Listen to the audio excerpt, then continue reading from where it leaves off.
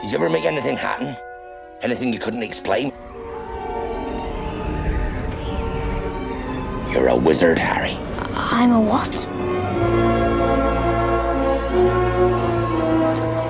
Dear Mr. Potter, we are pleased to inform you that you have been accepted at Hogwarts School of Witchcraft and Wizardry. In a few moments, you will pass through these doors and join your classmates. Keep an eye on the staircases. They like to change.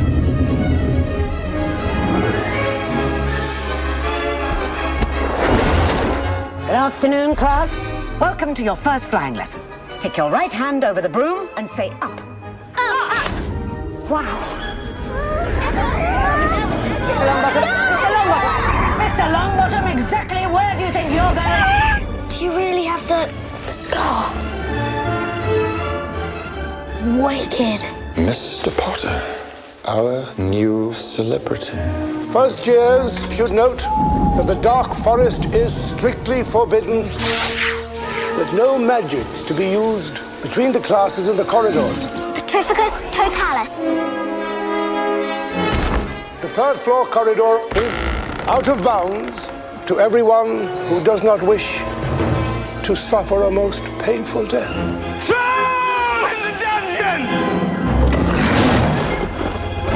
Understand this, Harry, because it's very important. Not all wizards are good. I'm going to bed before either of you come up with another clever idea to get us killed. Or worse, expelled. She needs to sort out her priorities. I think it is clear that we can expect great things from you.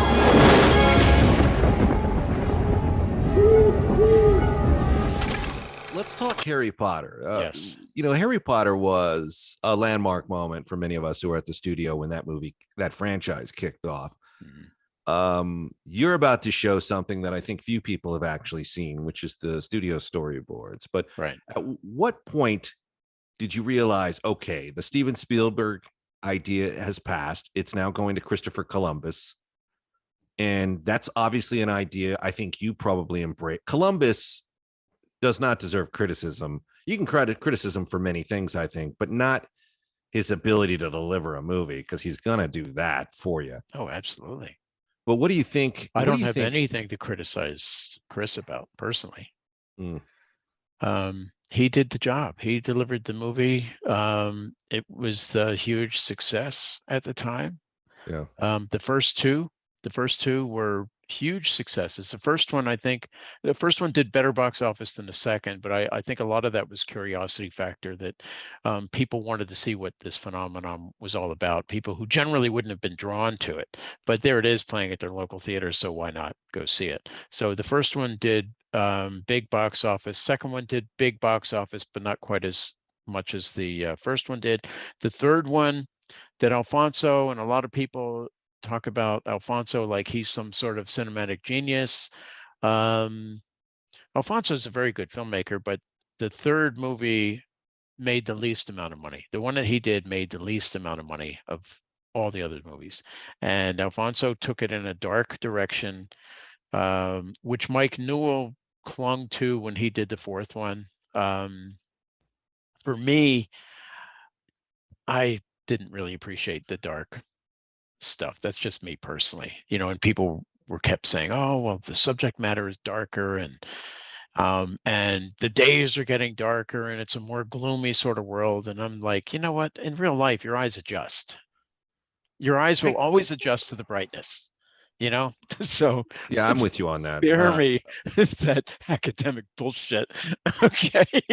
Although I couldn't say that in the meeting, but the thing is, the studio was always deferential to directors and let them go where they want. Milius and I would always joke, director John Milius and I would always joke that when you say something that makes sense that they don't want to do, what was to happen next was called "Here Come the Adjectives." Here's something that makes total sense. Why don't you want to do it? Here comes a blizzard of adjectives that as to why. Oh, yeah. But first of all, I think you can't talk Harry Potter without mentioning the gold strike that was casting Radcliffe. I mean, that kid turned out to be perfect. Do you know who was going to be him until the 11th hour? Who? Tom Felton, who played Malfoy. Really? Yeah. Really? Yeah. He was the oldest of the bunch. He was a year or two older than Dan, and Dan is older than Emma, and I think older than Rupert. Not by much. All those kids were like 8, 9, 10, and I think did they Tom contract was 11. him? Was he contracted to play it, or was it before that stage? And how did that call go down? Do you think? Oh, by the way, I don't know. I remember the announcement that that they found Dan, Emma, and Rupert, and then they took this high quality photo that I have somewhere. It's on a TIFF file, some huge TIFF file that it took forever to download. I have it somewhere, but I do remember that announcement. I was already familiar with the book, so it's there's backstory here that the viewers of this or the listeners aren't going to realize, and that is that I knew the book before almost everybody at the studio. I knew the book before Polly Cohen did, and she was the creative exec assigned to the movie. Okay. Your road to redemption is paved with tombstones. No quarter, kill all masters. Go to noquarterkillallmasters.com. Rated R.